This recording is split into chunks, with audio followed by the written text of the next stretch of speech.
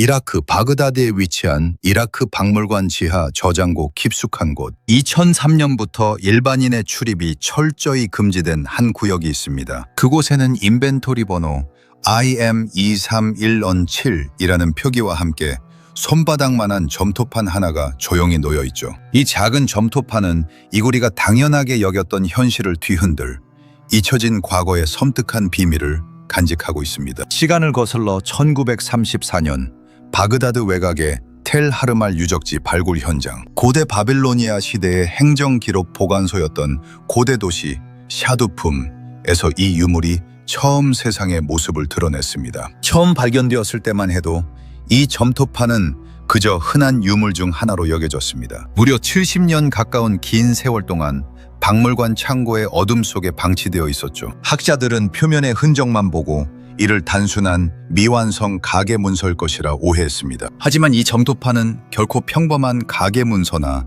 행정 기록 따위가 아니었습니다. 진실이 밝혀진 것은 2001년이 되어서였습니다. 이라크의 저명한 아시리아 학자 파루크 알라위 박사가 샤두품 유물 재분류 작업을 시작했죠. 그는 돋보기를 들고 점토판 표면에 수천 년간 굳게 달라붙어 있던 마른 진흙층을 긁어냈습니다. 아주 조심스러운 그의 손길 아래 마침내 숨겨져 있던 텍스트가 모습을 드러냈습니다. 그리고 그 낡은 점토판 위에서 서서히 깨어난 진실은 너무나도 기괴하고 소름 끼치는 것이었습니다. 그 아래에는 놀랍게도 세 줄의 쇠기 문자가 선명하게 드러났습니다. 이 문자는 작고 네 다리를 가진 한 동물을 묘사하고 있었는데 서기관은 신들이 이 동물의 눈을 통해 볼 때면 어둠 속에서 그 눈이 빛을 발한다고 기록했습니다. 마치 신들의 시선이 깃든 듯한 신비로운 존재의 모습이었죠. 이 동물을 지칭하는 수메르어 샤후르는 정확한 번역어가 없지만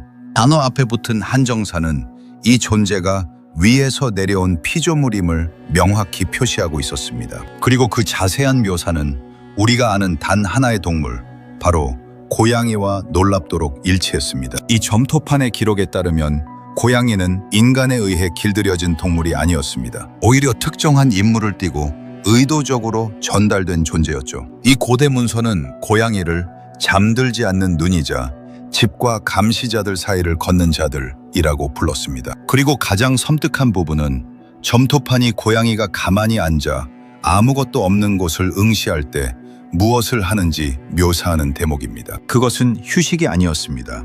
그것은 보고였습니다. 마치 어딘가에 보이지 않는 존재에게 정보를 전달하는 듯한 소름 끼치는 장면이었습니다. 알라위 박사가 번역문을 제출한 지 불과 1년 후 2003년 이라크 침공 당시 박물관은 무참히 약탈당했습니다. 수천 점의 유물이 사라졌죠. 하지만 놀랍게도 IM231-7 점토판만은 약탈되지 않고 그 자리에 고스란히 남아 있었습니다. 이후 이 점토판은 봉인되었고 접근 제한됨으로 분류되어 은폐된 진실은 여전히 어둠 속에 잠겨 있습니다. 만약 누군가 읽기도 전에 사라져버린 기록들에 흥미가 있으시다면 지금 바로 구독해주세요. 매주 우리는 오직 기록 속에만 살아남은 이야기들을 파헤쳐 나갑니다. 인간이 의존하는 모든 가축화된 동물들은 추적 가능한 야생 조상과 명확히 기록된 가축화 시점을 가지고 있습니다. 이는 생물학적 진화의 명백한 증거입니다. 예를 들어 개는 약 1만 5천 년에서 4만 년 전 어딘가에서 회색 늑대로부터 길들여졌습니다. 소, 양, 염소, 돼지, 말 등 모든 동물들은 각자의 야생 조상과 기원 지역을 가지고 있으며 야생에서 길들여진 상태로 점진적으로 변화해가는 과정을 보여주는 고고학적 유골 흔적이 명백히 존재합니다. 하지만 고양이는 이러한 가축화의 일반적인 패턴에 깔끔하게 들어맞지 않습니다. 현재 통용되는 설명에 따르면 약 1만 년 전 근동 지역에서 아프리카 야생 고양이가 저장된 곡물을 먹는 설치류에 이끌려 인간의 곡물 창고 주변에 모여들기 시작했다고 합니다. 교과서에서 흔히 사용되는 표현이 이를 잘 보여줍니다.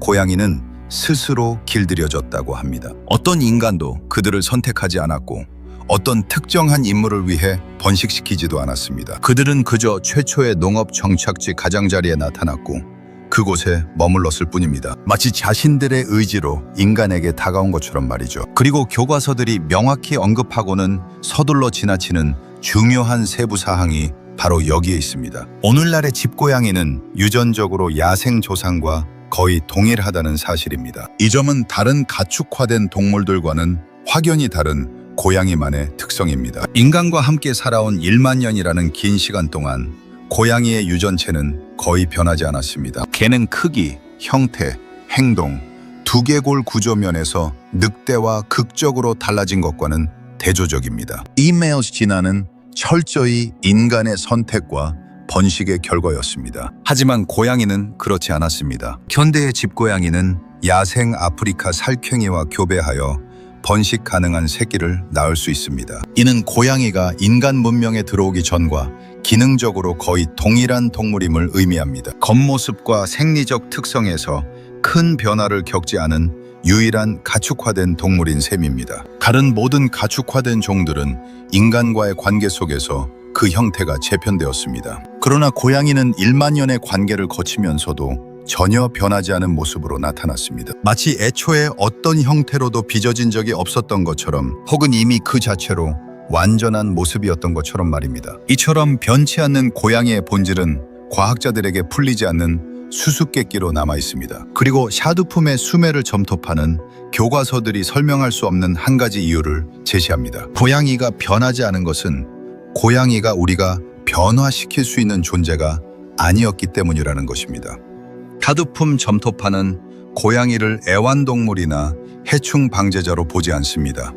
오히려 고양이를 도구로 제시합니다. 서기관이 사용한 단어 샤후루는 현존하는 수메르어 문헌 어디에서도 찾아볼 수 없다는 점 또한 매우 이례적입니다. 수메르의 기록은 수십만 개의 점토판에 걸쳐 있으며 대부분의 어휘는 여러 문헌에서 반복적으로 나타나기 마련입니다. 하나의 단어가 그렇게 고립되어 있다는 것은 놀라운 일입니다. 한 문명의 전체 기록에서 단 한 번, 단 한 가지 목적을 위해 사용된 단어는 분명한 표식입니다. 이는 서기관이 기존의 어떤 단어로도 설명할 수 없는 새로운 개념이나 존재를 표현하기 위해 특별한 용어가 필요했음을 의미합니다. 샤후르는 단순히 고양이를 지칭하는 단어가 아니었던 것입니다. 더욱이 단어의 범주를 나타내기 위해 서기관들이 단어 앞에 붙였던 한정사는 하늘에서 내려온 물체에 사용되는 것과 동일한 표식이었습니다. 지구에서 태어난 동물에게는 다른 한정사가 붙었다는 점을 고려하면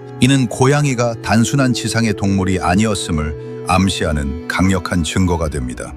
그들은 마치 천상의 존재처럼 이 땅에 나타난 것입니다. 이 표식은 하늘에서 세상으로 내려온 존재들을 위해 특별히 마련된 것이었습니다. 그리고 기록의 두 번째 칸은 고양이의 기능을 상세히 묘사하고 있습니다. 고양이는 고대 세계에서 가장 사적인 공간인 가정 안에 자리 잡았는데, 이곳이야말로 신전이나 왕, 그리고 국가의 감시망에서 벗어나 인간들이 진정으로 자유롭게 말할 수 있는 유일한 장소였습니다. 이 고대 문헌은 감시자가 신이 부재하다고 생각되는 순간 인간의 가장 소직하고 취약한 순간들을 포착한다고 명시하고 있습니다. 세 번째 칸은 바로 이 감시 활동의 메커니즘을 설명합니다. 고양이가 마치 돌처럼 움직이지 않고 가만히 있을 때 그 눈이 방 안의 어느 한 지점, 인간의 눈에는 아무것도 보이지 않는 허공을 고정하고 깜빡이지 않을 때가 바로 그 순간입니다. 문헌은 고양이가 인간이 볼 수 없는 무언가를 응시하고 있다고 말합니다. 수메르어 구절은 이를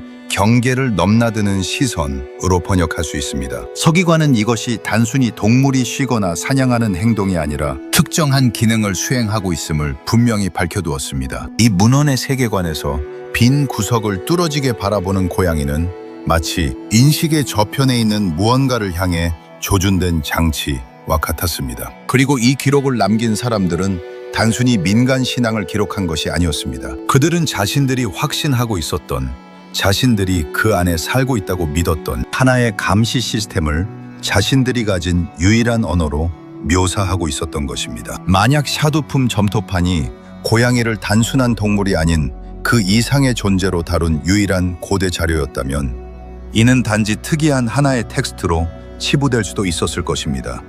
그러나 샤두품 점토판은 유일한 자료가 아닙니다. 고양이와의 관계로 가장 유명한 문명인 이집트 역시 고양이를 아직까지도 완전히 설명되지 않은 깊은 경외심으로 대했습니다. 고대 이집트에서는 고양이를 죽이는 행위는 실수로라도 사형에 처해질 만큼 중저였습니다. 기원전 1세기의 그리스 역사가 디오도로스 시쿨루스는 한 로마 외교관이 실수로 수레로 고양이를 치어 죽이자 이집트 군중에게 살해당했던 사건을 기록했습니다. 로마의 보복을 두려워했던 당국조차 이 분노한 군중의 행동을 막을 수 없었습니다. 가정에서 기르던 고양이가 자연사했을 때 가족들은 애도의 표시로 눈썹을 밀었습니다. 고양이들은 수십만 마리씩 미라로 만들어져 전용 공동묘지에 묻혔습니다. 베니하산이라는 한 유적지에서만 발굴자들은 약 30만 마리의 고양이 미라를 발견했습니다. 통상적인 설명은 고양이가 곡식을 보호했기 때문에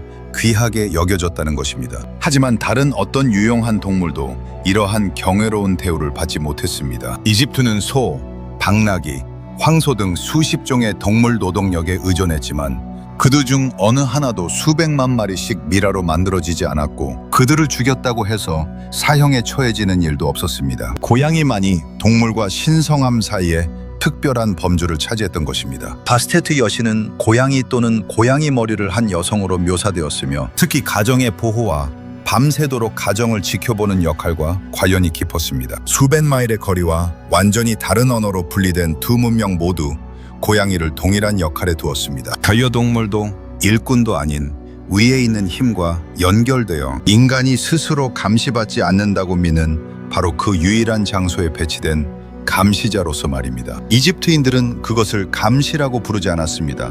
그들은 그것을 신성하다고 했습니다. 그러나 종교적인 어휘를 걷어내면 그 기능은 수세기 전 샤두품에서 점토에 기록된 것과 놀랍도록 동일합니다. 이제 텍스트들을 잠시 제쳐두고 동물 자체를 살펴보겠습니다. 집고양이는 다른 어떤 반려동물 종보다도 훨씬 뛰어난 수준으로 인간이 볼 수 없는 조건에서 관찰을 위해 태어났다고 해도 과언이 아닙니다. 고양이의 눈에는 망막 뒤에 타페툼 루시덤이라는 조직층이 있는데 이는 빛을 광수용체로 2번 반사시키는 생물학적 거울과 같습니다. 이것이 바로 어둠 속에서 빛이 고양이의 눈에 부딪힐 때 눈이 빛나는 이유입니다. 또한 이 덕분에 고양이는 인간의 최소 시각 역치보다 6배나 낮은 조도에서도 선명하게 볼 수 있습니다. 4,000년 전 샤두품의 서기관은 고양이의 눈이 신들이 그 눈을 통해 볼 때 빛난다고 기록했습니다. 그는 타페툼 루시덤이라는 용어 없이도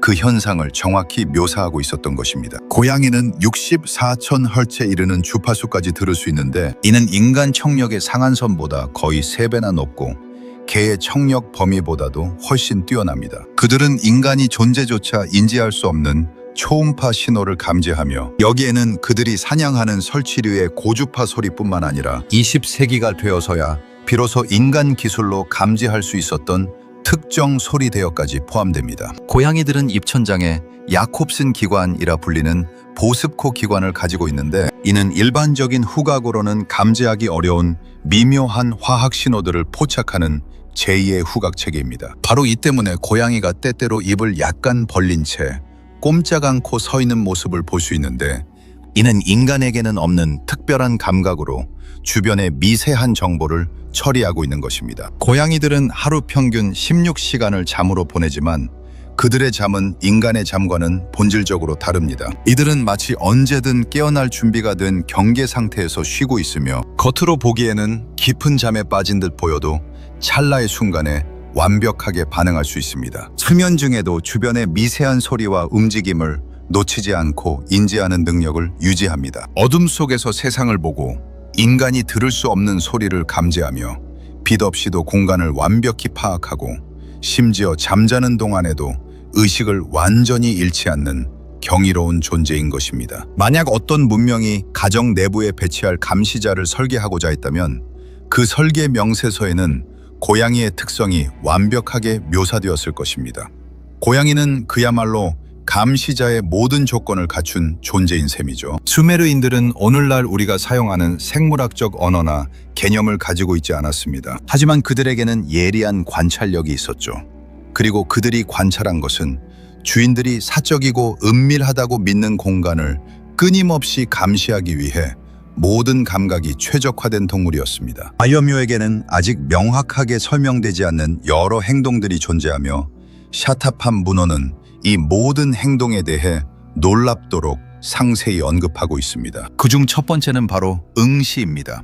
고양이들은 텅 빈 공간, 방의 구석 또는 인간의 눈에는 아무것도 보이지 않는 특정 지점에 시선을 고정하고 실제로 존재하는 사물에는 좀처럼 보여주지 않는 강렬한 눈빛으로 오랫동안 응시하곤 합니다. 수의학에서는 이러한 행동을 고양이가 인간의 눈에는 보이지 않는 미세한 움직임, 가령 작은 곤충, 미세한 진동, 혹은 공기의 흐름 변화 등을 감지하기 때문이라고 설명합니다. 물론 이러한 설명은 일부 경우에는 충분히 타당하게 들릴 수 있습니다. 그러나 이러한 설명은 고양이가 텅 빈 공간을 응시하는 놀라운 지속시간, 마치 조각상처럼 미동도 없는 고요함, 그리고 한 집에 사는 여러 고양이가 동시에 같은 허공의 지점을 향해 시선을 고정하는 현상에 대해서는 충분히 설명해주지 못합니다. 반면 슈트품 문헌은 이를 교차하는 시선으로 설명하며 고양이가 인간의 인지 너머, 즉 다른 차원에 존재하는 무언가를 응시하고 있는 것이라고 주장합니다. 그리고 샤타팜 문헌이 다루는 두 번째 미스터리한 행동은 바로 고양이의 잠과 각성 사이의 특이한 관계입니다. 고양이는 시끄러운 소음이나 일상적인 활동 속에서도 태연히 잠을 자다가도 사람이 도착하기 불과 몇 초 전, 심지어 그 발소리나 인기척이 감지되기도 전에 순식간에 깨어나 문 쪽으로 정확히 몸을 향하곤 합니다. 마치 그 정보가 소리라는 매개체를 통해 전달되기 전에 이미 다른 방식으로 이를 미리 감지한 것처럼 말입니다. 세 번째는 고양이의 놀라운 선택성입니다. 끊임없이 인간의 승인을 구하고 주인을 기쁘게 하려 인간의 감정을 읽는 개와는 확연히 다르게 고양이는 그저 관찰합니다. 고양이는 주인을 인내심 있고 꾸준하며 묘하게 평가적인 시선으로 지켜봅니다. 마치 자신만의 기준으로 인간을 분석하는 듯한 태도죠. 네 번째는 자신에게 무관심한 사람에게 유독 끌리는 고양이의 특이한 성향입니다. 어떤 방에 있든 고양이는 종종 자신에게 주의를 기울이지 않거나 자신을 지켜보지 않는 단 한 사람에게 다가가곤 합니다. 마치 감시의 눈길이 닿지 않는 맹점에 본능적으로 이끌리는 것처럼 말입니다. 슈트품 문헌은 이 모든 고양이의 행동을 단순히 개별적인 성격이나 개성으로 보는 것이 아니라 고도로 체계화된 절차의 일환으로 해석합니다. 문헌에 따르면 감시자는 관찰하고 감시자는 보고합니다. 감시자는 가정을 섬기는 존재가 아니라 그 안에 정교하게 배치된 존재인 것입니다. 그리고 이 서판 전체에서 가장 불안하고 소름 끼치는 구절은 바로 고양이가 본 것이 어떻게 되는지를 묘사하는 부분입니다. 문헌은 이렇게 말합니다. 그 시선은 동물에게 머물지 않는다. 그것은 위로 전달된다. 즉, 감시자인 고양이가 집의 사적인 공간에서 본 모든 것들은 그 방 안에서 끝나거나 단순히 고양이의 의식 속에서 사라지는 것이 아니라는 것입니다. 그것은 알 수 없는 다른 어딘가로 계속 전달됩니다. 이제 이 모든 이야기에 신뢰성을 더하는 인물이 등장합니다. 파루크 알라위, 2011년 복원된 잃어버린 구절들을 포함하여 길가메시 서사시의 일부를 번역한 저명한 학자 중 한 명으로 실제 존재하며 학계에서 깊이 존경받는 아시리아 학자입니다. 그는 학계의 변방에 있는 인물이 아니며 그의 연구는 늘 정통성을 인정받아 왔습니다.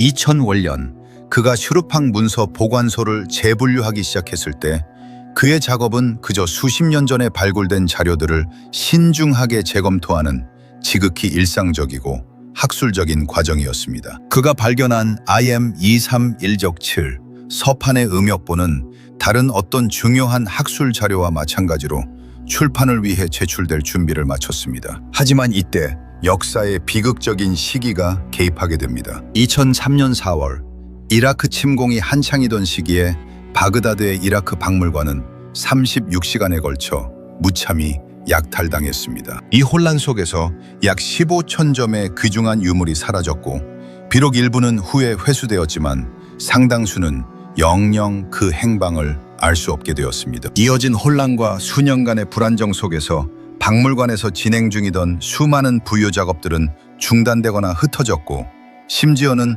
통째로 유실되기도 했습니다. 흥미롭게도 IM231 철칠 서판은 도난당한 유물 목록에는 포함되지 않았습니다. 하지만 더욱 의문스러운 점은 이 서판이 이후 어떤 연구자에게도 공개되지 않았다는 사실입니다. 박물관 기록에는 이 서판의 상태가 현존하지만 접근 제한으로 표시되어 있습니다. 이는 물리적으로는 소장되어 있으나 어떠한 학술적 목적을 위해서도 열람, 촬영 또는 요청이 불가능한 유물에 적용되는 매우 이례적인 분류입니다. 말라위의 음역본은 끝내 출판되지 못했습니다. 더욱이 그는 이 서판의 내용에 대해 지금까지 단 한 번도 공개적으로 언급한 적이 없습니다. 그리고 여기 이 모든 약탈 사건의 전말과는 전혀 들어맞지 않는 가장 의미심장한 세부사항이 있습니다.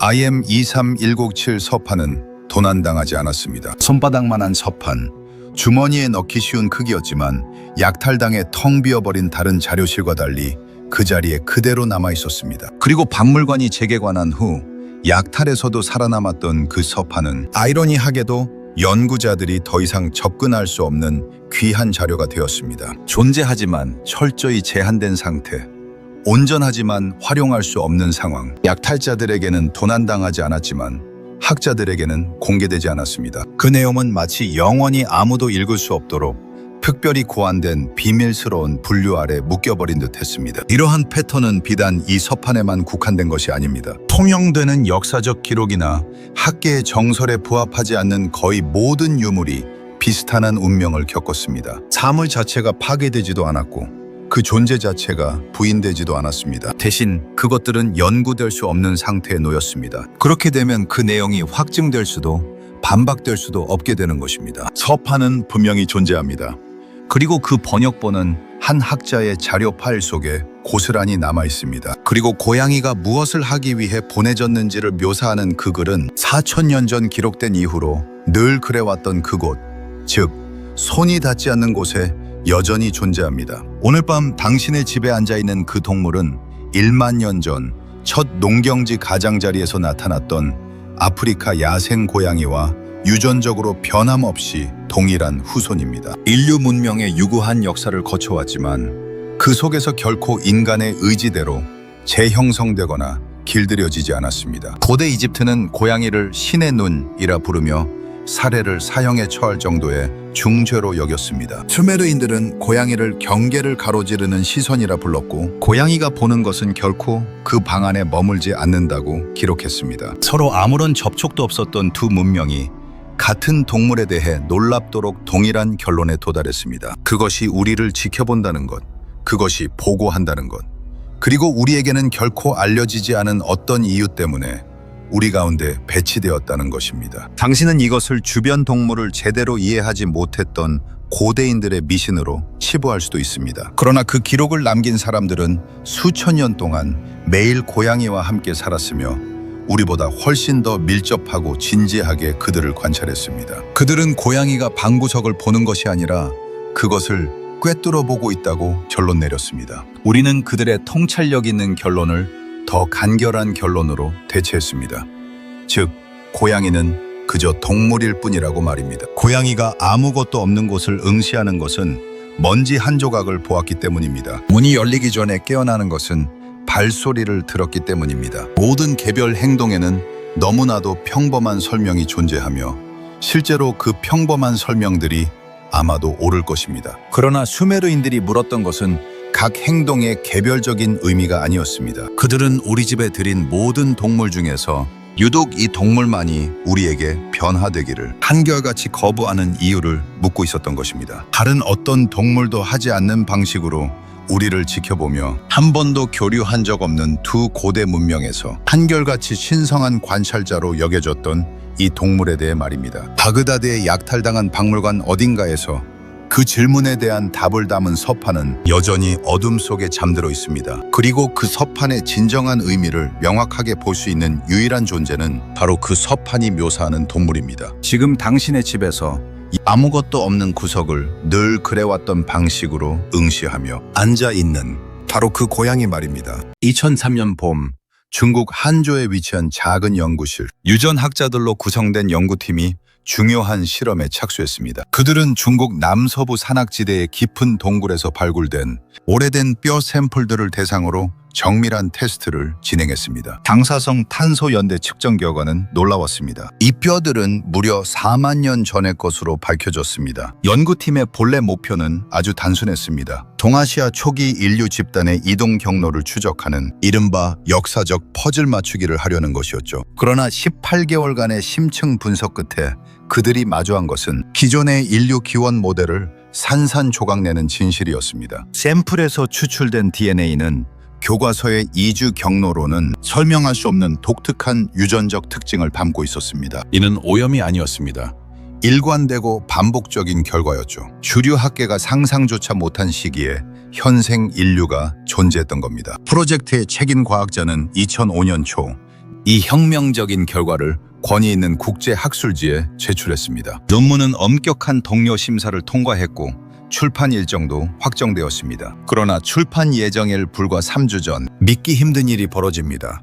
돌연 논문이 철회된 것입니다. 공식적인 이유는 연대 측정 방법에 대한 추가 질문이었지만 배후의 움직임은 석연치 않았습니다. 책임 과학자는 다른 부서로 재배치되었고 사실상 연구에서 격리되었습니다. 공동 저자들에게는 침묵이 강요되었으며 문제의 뼈 샘플들은 추가 분석을 명목으로 영원히 대중의 시선에서 사라졌습니다. 심지어 출판을 지지했던 선임 과학자조차 조용히 해임되었습니다. 10년간 기준했던 인구 유전학 연구는 그렇게 공공기록에서 지워졌습니다. 하지만 놀랍게도 이것은 빙산의 일각일 뿐입니다. HJO 연구 결과가 왜 그토록 위험했는지 이해하려면 먼저 그것이 어떤 기존 모델과 정면으로 모순되었는지를 알아야 합니다. 모든 인류학 개론 강의에서 가르쳐지고 모든 교과서에 인쇄되어 있는 표준 모델은 바로 최근 아프리카 기원 모델 또는 아프리카 탈출 모델이라고 불립니다. 이 모델에 따르면 해부학적으로 현대 인류는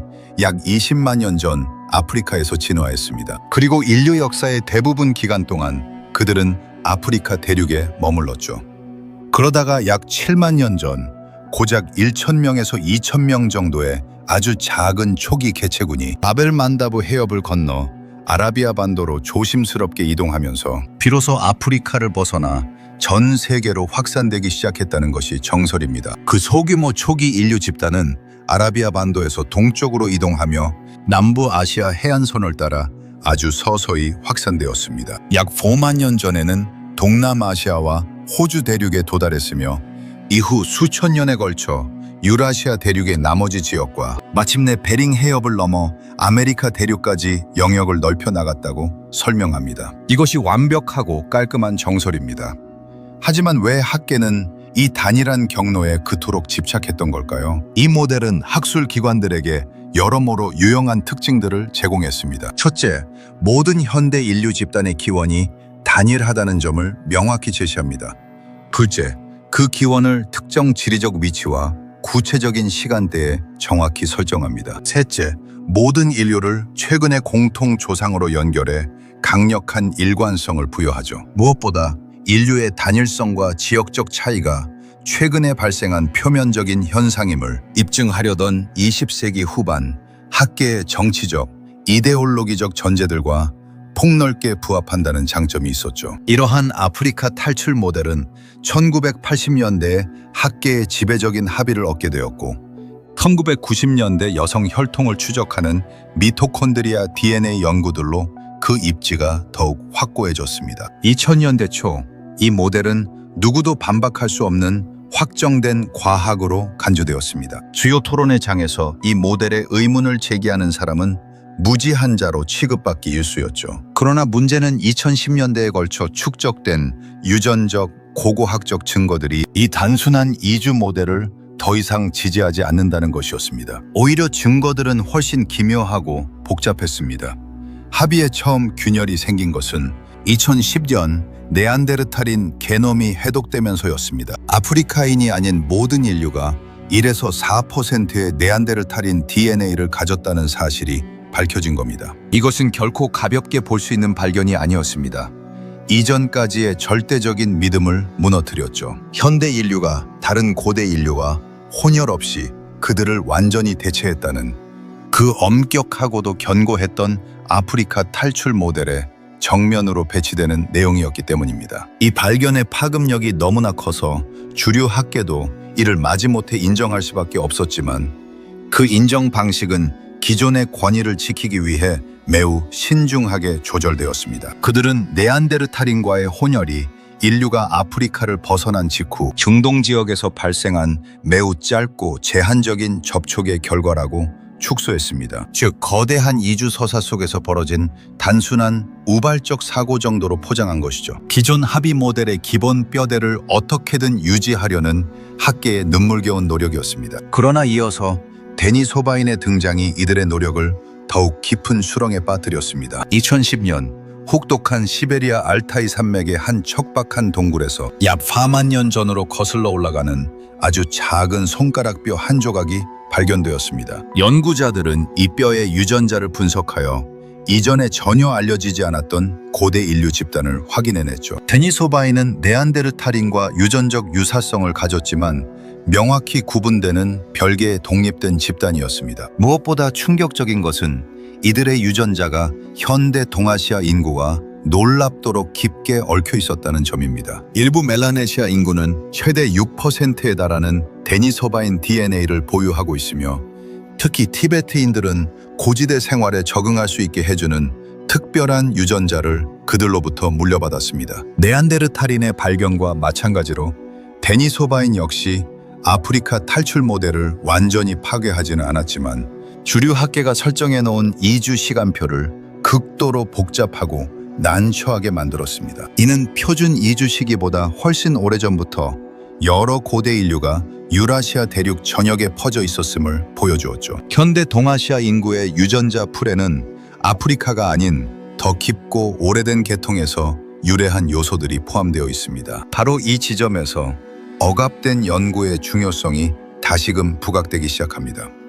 데니소바인 발견은 거대 연구기관들에 의해 대중이 받아들일 수 있도록 신진중하게 통제되어 발표되었습니다. 하지만 2003년 유사한 동굴에서 같은 기법으로 작업하던 중국 항저우 팀은 그런 대우를 받지 못했죠. 항저우 팀은 주류 학계가 데니소바인을 인정하기 무려 7년 전에 이미 이 거대한 진실에 도달해 있었습니다. 그들은 동아시아 유전자 풀이 기존 모델이 인정하는 것보다 훨씬 더 깊고 오래된 계통임을 찾아냈죠. 하지만 그들의 연구는 무참히 철회되었고 7년 뒤 거대 기관의 이름을 단 비슷한 결과는 크게 찬사를 받았습니다. 그 운명의 차이는 과학적 질이 아니라 누가 출판을 관리하고 정치적 분위기가 무엇을 용인하느냐에 있었습니다. 더 나아가 2017년 베이징 근처 테니안 동굴에서 발견된 약 4만 년 전의 인류 샘플 연구가 발표됩니다. 이 연구 역시 그들을 그저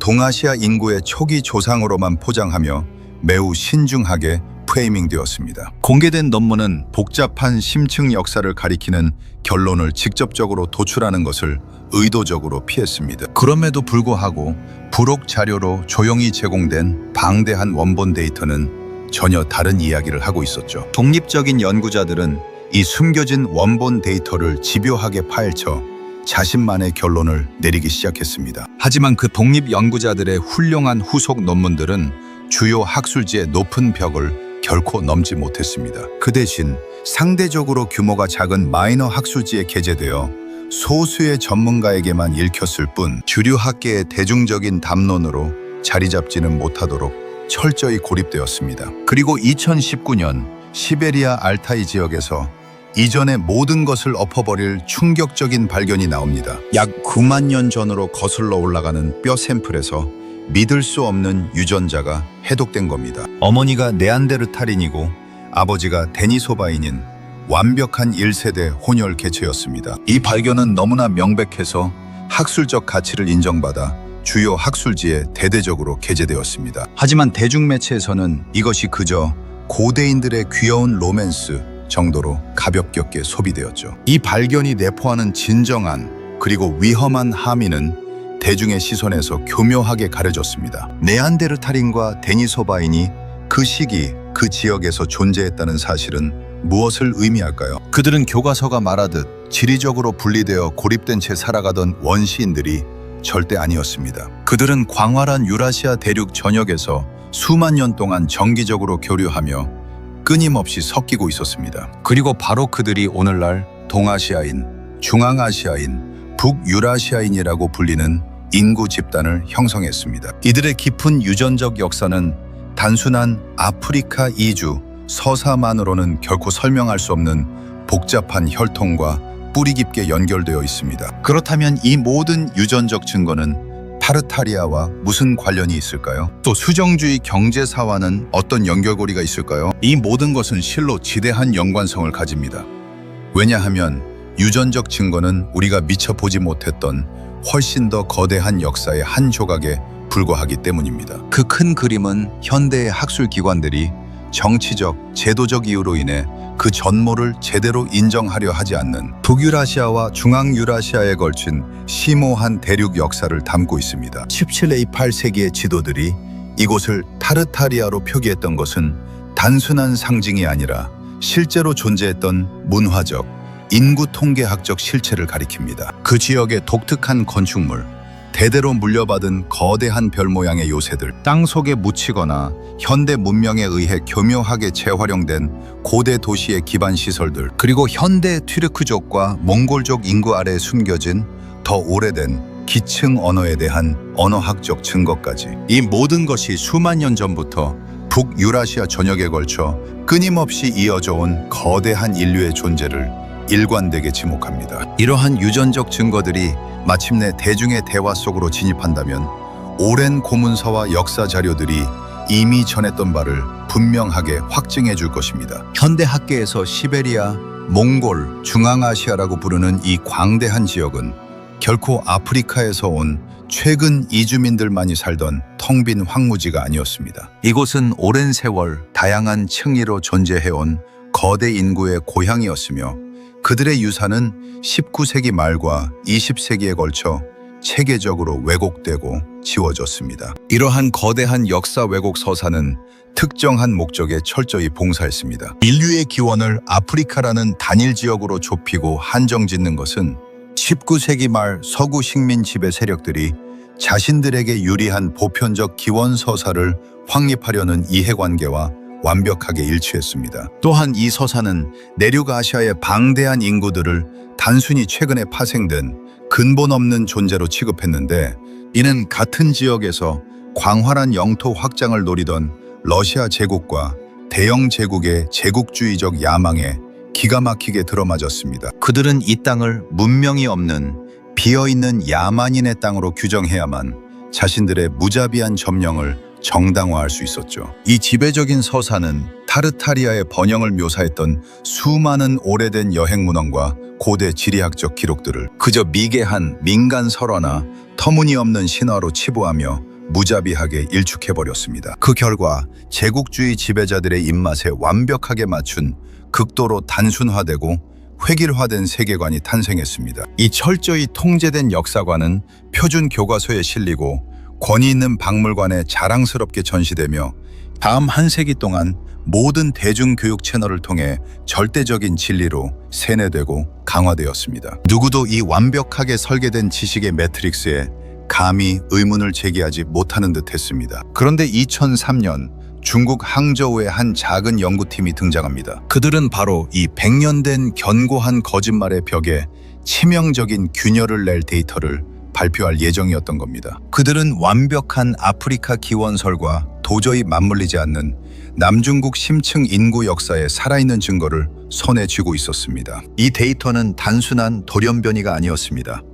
유라시아 대륙 깊은 곳의 오랜 혈통을 보여주는 명백한 증거였죠. 아프리카 기원설의 이주 시나리오와 전혀 맞지 않는 더 오래되고 복잡한 대륙의 역사를 증명하는 것이었습니다. 단 하나의 논문이었지만 그것은 철벽 같던 기존의 세계관을 완전히 무너뜨릴 새로운 대화의 시작이 될 참이었습니다. 하지만 인류 기원에 대한 대중적 담론을 철저히 통제해온 제도적 문지기들은 그 위험한 대화가 시작되는 것 자체를 결코 용납할 수 없었습니다. 출판 직전 모든 과정이 돌연 멈췄습니다.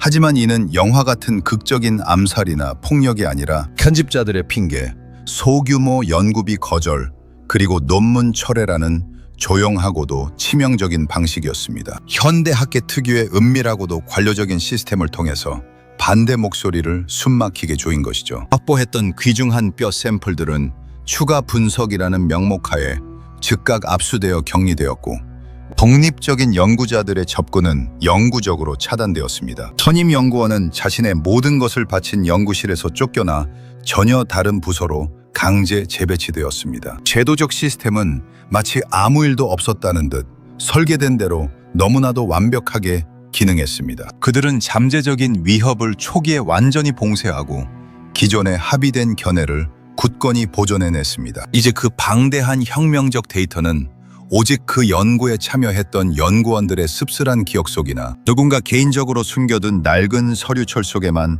파편처럼 남아 역사 속으로 조용히 사라질 날만 기다리고 있습니다. 이것이 바로 현대의 거대한 제도적 시스템이 지식을 관리하고 통제하는 진정한 방식입니다. 영화에서 흔히 묘사되는 무자비한 암살이나 극적인 폭력 행위를 통해서가 아닙니다. 사소해 보이는 일상적인 결정들, 아주 미묘한 편집 방향의 수정들, 소규모 연구비 지원 거절, 그리고 소소한 부서 이동과 경력 조정들이 축적된 무게를 통해 이루어지죠. 각각의 개별적인 사건들은 겉으로 보기엔 너무나도 미미하고 합법적이어서 대중의 분노를 유발하지도 않습니다. 그러나 이 모든 것들이 합쳐져 만들어내는 총체적인 효과는 무시무시합니다. 근본적인 유전적 증거와 철저히 모순됨에도 불구하고 그들만의 관리된 합의를 완벽하게 유지시키는 것이죠. 물론 아무리 거대하고 정교한 인식론적 통제 시스템이라도 완벽할 수는 없습니다.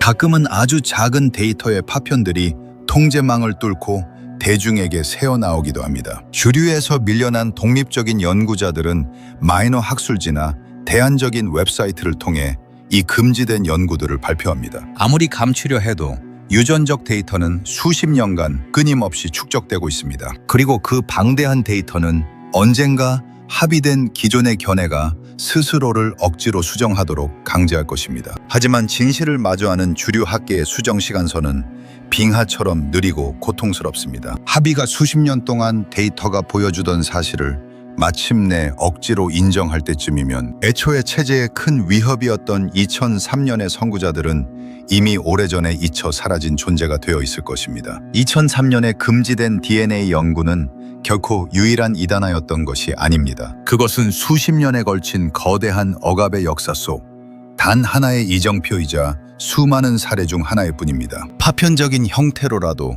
그 연구가 존재했음을 우리가 알고 있다는 사실 자체가 일종의 기적적인 승리입니다. 왜냐하면 주류 학계에 반하는 억압된 대부분의 연구는 이 정도의 대중적 가시성조차 결코 얻지 못하기 때문입니다. 대부분의 혁신적인 발견들은 논문 초안이 동료들에게 회람되기도 전에 혹은 공식적인 논문이 저널에 제출되기도 전에 아주 조용히 스스로 폐기됩니다. 어떤 연구자가 합의된 통념과 정면으로 모순되는 연구 결과를 작성하는 것, 그것은 학계에서 스스로의 목을 조르는 경력 제한적 행위, 즉 자살 행위로 간주되기 때문입니다. 이 거대한 억압의 시스템은 대부분 눈에 보이지 않습니다. 거창한 검열위원회가 존재하는 것이 아니라 거대한 강물의 가장 높은 상류에서 조용히 작동하기 때문입니다. 바로 연구를 설계하고 막대한 연구비 신청을 심사하는 초기 단계 말입니다. 기존의 틀을 깨는 특정 질문을 추구하는 데 드는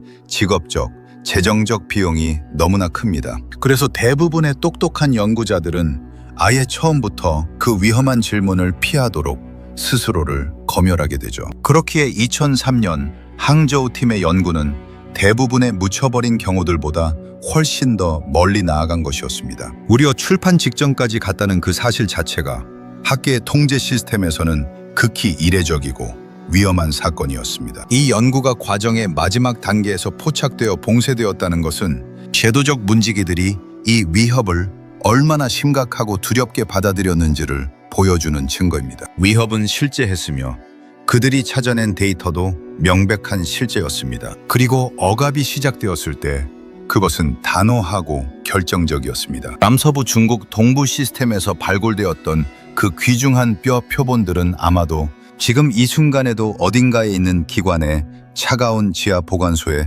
영원히 갇혀 있을 것입니다. HJO 팀의 연구 노트 또한 개인 파일 속에 빛바랜 채 남아있을 것으로 추정됩니다. 동료 심사 서신이 첨부된 원래의 출판 초안은 해당 논문을 잔인하게 철회했던 바로 그 저널에 굳게 닫힌 아카이브에만 존재합니다. 이 모든 자료들은 대중에게 절대로 공개되지 않으며 가까운 미래에도 공개될 가능성은 없습니다. 이 억압된 이야기는 실질적인 목적에 있어서 이미 완전히 종결된 셈입니다. 미래의 어느 시점에 진실을 아는 내부자가 침묵을 깨고 나오기로 결단하지 않는 한 2003년 연구의 근본적인 발견들은 영원히 공식적으로 알려지지 않은 채로 어둠 속에 남을 것입니다. 인류 기원에 대한 교과서적인 설명은 앞으로도 변함없이 계속될 것입니다. 동아시아 인구의 심층적인 역사는 여전히 아주 미미한 혼혈 요소만을 덧붙인 채 통제될 것입니다. 이것이 바로 현재 우리가 직면한 씁쓸한 현실입니다. 진짜 중요한 연구는 이미 완료되었고 그 방대한 데이터 또한 이 세상 어딘가에 명백히 존재합니다. 지난 25년간 유전체 데이터가 끊임없이 가리켜온 실제 이야기는 계속해서 주변부로 밀려나 극도로 난해한 기술 전문 문헌에서만 암호처럼 언급될 뿐입니다. 대중에게는 그 전모가 온전히 공개되지 않은 채 아름답게 포장되어 철저히 관리되고 있죠. 하지만 기술 문헌을 기꺼이 인내심 있게 읽고 스스로 전체 그림을 맞춰보려는 사람이라면 그 숨겨진 데이터가 내포한 진실과 함의는 더할 나위 없이 분명하게 다가옵니다. 대중에게 전달되는 공식적인 서사는 철저히 의도적으로 관리되고 통제되며 아주 정교하게 가공되어 실제 과학적 근거가 보여주는 놀라운 현실을 제대로 반영하지 못하게 포장됩니다. 현 학계 시스템은 우리가 이러한 진실의 거대한 퍼즐을 온전히 맞추지 못하도록 은밀하게 설계되어 있습니다. 만약 당신이 이러한 숨겨진 진실을 파헤치는 탐구를 위해 여기까지 오셨다면 무엇을 해야 할지 이미 잘 아실 겁니다. 지금 바로 이 채널을 구독해 주십시오. 그리고 우리가 지금껏 당연하게 받아들여온 교과서 속 과학적 사실들에 대해 기꺼이 날카로운 질문을 던지고 통념을 부술 용기가 있는 사람들과 이 영상을 공유해 주십시오. 계속 지켜봐 주십시오. 이 유전적 증거는 우리가 파헤칠 내륙 아시아의 잃어버린 거대 건축 유산, 그 첫 번째 장에 불과합니다. 우리가 다음 영상에서 다룰 잃어버린 제국의 흔적들은 무려 흙더미 아래에 고스란히 남아 있습니다. 단순한 유전자를 넘어 거대한 기하학적 별 모양 요새들이 전 세계에 거쳐 물리적인 증거로 외치고 있죠. 학계의 문지기들은 언제나처럼 이 거대한 틈새를 시멘트로 메우려 필사적으로 노력할 것입니다. 하지만 한번 터져나온 진실의 본물은 그 어떤 권위적인 도장으로도 막을 수 없습니다. 2003년 모든 것을 잃으면서도 진실을 손에 쥐었던 항저우의 이름 모를 연구자들. 그들이 남긴 억압된 데이터의 파편은 결코 헛되지 않았습니다. 그 파편이 모여 오늘날 우리의 눈을 뜨게 했으니까요. 이제 진실의 바통은 대안적인 시각을 가진 수많은 독립 연구자들과 바로 이 거대한 여정을 끝까지 지켜보고 계신 여러분에게 넘어왔습니다. 우리 중 더 많은 이들이 이 통제된, 관리된 합의를 거부하고 기꺼이 불편한 진실을 마주할 용기를 낸다면 앞으로 등장할 새로운 금지된 연구가 기득권의 손에 아무런 흔적도 없이 사라지는 일은 불가능해질 것입니다. 세뇌와 통제의 매트릭스는 대중의 무관심을 먹고 자라지만 끈질긴 호기심 앞에서는 힘을 잃습니다. 교과서가 가르치는 내용도 박물관이 전시하는 내용도 절대적인 진리가 아님을 기억하십시오. 진짜 역사는 훨씬 더 거대하고 깊으며 우리가 상상조차 못한 경이롭고 복잡한 모습으로 여러분을 기다리고 있습니다. 다음 주 우리는 모래와 흙에 묻힌 타르타리아의 별 모양 요새들 속으로 직접 걸어 들어갑니다. 구독과 좋아요를 누르고 깨어난 사람들의 대열에 합류하십시오. 진실을 향한 여정은 이제 막 시작되었습니다.